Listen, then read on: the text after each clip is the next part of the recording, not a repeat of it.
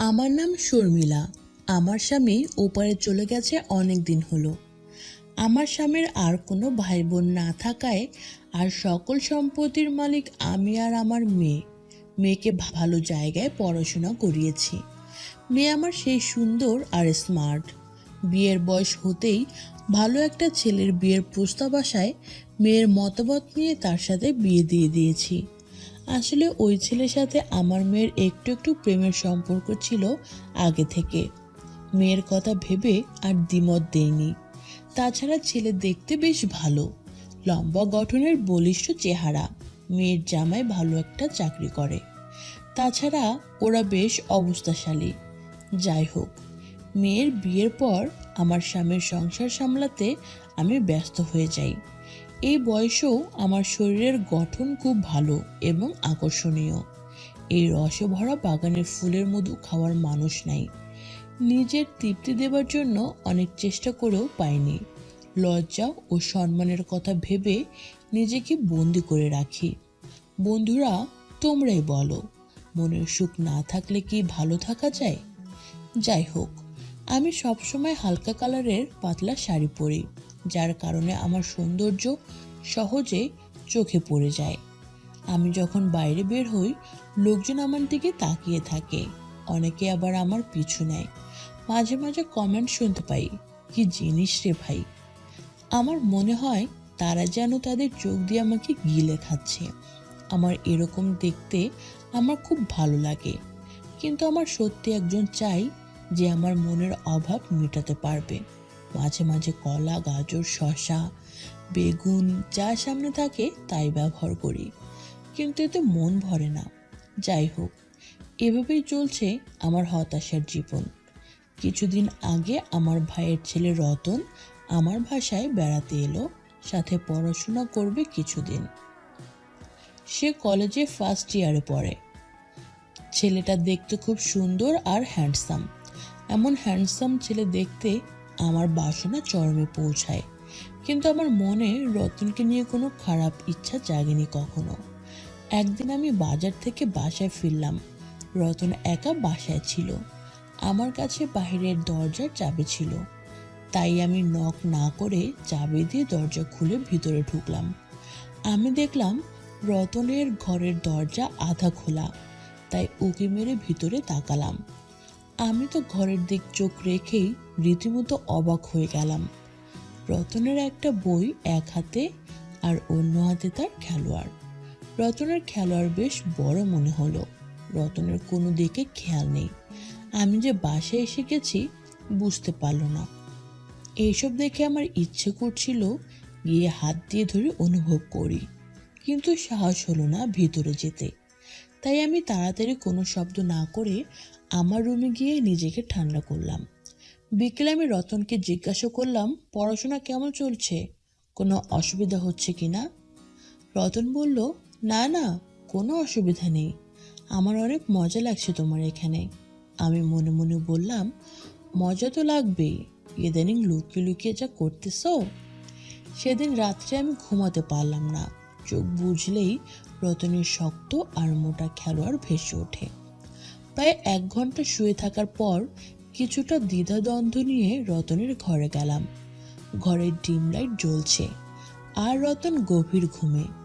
রতনের লুঙ্গি হাঁটুর উপরে উঠে থাকার কারণে ক্যালোয়ারটা একটু দেখা যাচ্ছে, আধা শক্ত হয়ে আছে। মনে হয় স্বপ্নে কারোর সাথে কিছু করছে। আমি আস্তে আস্তে সাহস করে কাছে গিয়ে হাত দিয়ে ধরলাম, আর আমার হাত লাগতেই পুরো শক্ত হয়ে বেড়ে উঠল, একদম বাঁশের মতো দাঁড়িয়ে রইল। এমন দেখে আমি কাঁপতে লাগলাম। আমার স্বামীরটা এটার অর্ধেক ছিল। আমি আর কিছু না ভেবে একটি চুমু দিয়ে রতনের দিকে তাকালাম, জেগে উঠল কিনা। দেখলাম এখনো গভীর ঘুমে। আসলে ঘুমাচ্ছে না অভিনয় করছে বোঝা যাচ্ছে না। আর উপায় না পেয়ে লজ্জায় আমি আমার রুমে এসে ঘুমিয়ে পড়লাম। পরের দিন সকালে যখন রতনের সাথে দেখা হলো, আমার মনে হলো রতন যেন কিছু বলতে চাইছে। আর প্রথমবার লক্ষ্য করলাম রতন আমার বাগানের দিকে বারবার নজর দিচ্ছে। আমি বললাম, চল আজকে একটা মুভি দেখি হলে গিয়ে। আমার এমন প্রস্তাব পেয়ে রতন খুব খুশি হলো। খাওয়া দাওয়া করে আমরা রেডি হলাম মুভি দেখতে যাওয়ার জন্য। আমি আজ খোলামেলা হালকা শাড়ি পরলাম, তাই রতনের চোখ বারবার আমার দিকে যাচ্ছে। আমি বললাম, কি রতন, এমন করে কি দেখছিস? রতন বলল, ফুপু, এখনো তুমি অনেক সুন্দরী। আমি শুধু হাসলাম, মুখে কিছু বললাম না। এরপর একটা রিক্সায় চড়ে মুভি হলে গেলাম। রিক্সায় একে অপরের সাথে ছোঁয়া লাগলো। আমি তা খুব উপভোগ করলাম।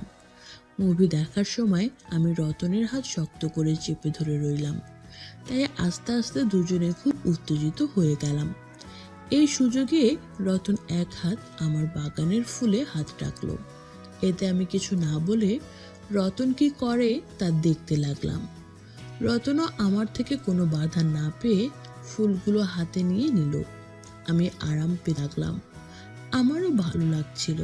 ধীরে ধীরে সীমানা ছাড়িয়ে যেতে থাকলো, তাই আমার পক্ষে আর চুপ করে থাকা সম্ভব হচ্ছিল না। আমি রতনের কানে ফিসফিস করে বললাম, রতন চল, বাসায় চলে যাই। তারপর আমরা মুভি হল থেকে বেরিয়ে এলাম। রতন আমার পিছু পিছু চলে এলো। রিকশায় বসে আমি ওর পায়ের উপর হাত রাখলাম, রতনও রাখলো। বাসার ভিতর ঢুকেই আমি দরজা ভালো করে বন্ধ করে দিলাম। তারপর রতনকে জোরে জড়িয়ে ধরে চুমু দিলাম। রতন আমাকে ধরে রুমে নিয়ে আসলো। সেই সিনেমা হলেই আমার অবস্থা বেগতিক হয়েছিল, তাই এর সময় নষ্ট না করে আমি দ্রুত নিজের খেলার মাঠ উন্মুক্ত করে দিলাম রতনের সামনে। আমার এই মাঠ উন্মুক্ত দেখতে পেয়ে এর মধ্যেই ওর খেলোয়াড় শক্ত হয়ে লোহার মতো দাঁড়িয়ে গেল। তখন আমাদের দুজনের চোখে মুখে কেমন যেন একটা ছন্দ ফিরে এসেছে। নিজের আপন ভাইয়ের ছেলের সাথে কি করছি আমি? এইসব সম্পর্ক আজ এখন কিছুই বাধা দিতে যাচ্ছে না। বন্ধুরা, অনেক দিনের খিদে, কি করব আমি বলো তোমরা? পারছি না নিজেকে আটকাতে। সেও ধীরে ধীরে লাগাম ছাড়া হয়ে গেল। বাগানের বড় সাইজের ফুল দুটো নিয়ে দলাই মলাই শুরু করলো। এর সাথে আমার ফুলের গাছের গোড়ায় আগাছা শূন্য জায়গায় রতনের হাত আমাকে আরো দুলিয়ে দিল। আমি যেন স্বর্গে ভাসছি। এত সুখ আর আগে কোনো দিন পাইনি। আমি বললাম, হ্যাঁ হ্যাঁ রতন, আমাকে আরো শান্ত বানিয়ে দাও। আমার স্বামীও আমাকে এত সুখ আর আনন্দ দিতে পারেনি যা আজ তুমি দিচ্ছ।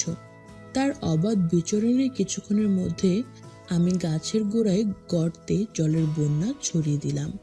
আমার মনে হতে লাগলো আমি যেন আমার হারানো শক্তি ফিরে পেয়েছি।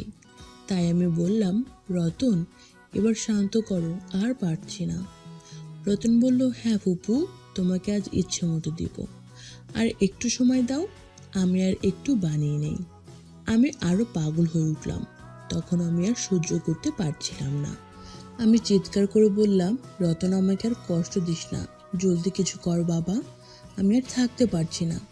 রতন এবার ওর খেলোয়াড় আমার মাঠে নামিয়ে দিল। মাঠে নেমে প্রথমে আস্তে আস্তে, তারপর গতি দিয়ে খেলতে লাগলো। আমি তার সাথে খেলে কানায় কানায় পূর্ণতা পাচ্ছিলাম। আমার ভীষণ মজা লাগতে শুরু হলো।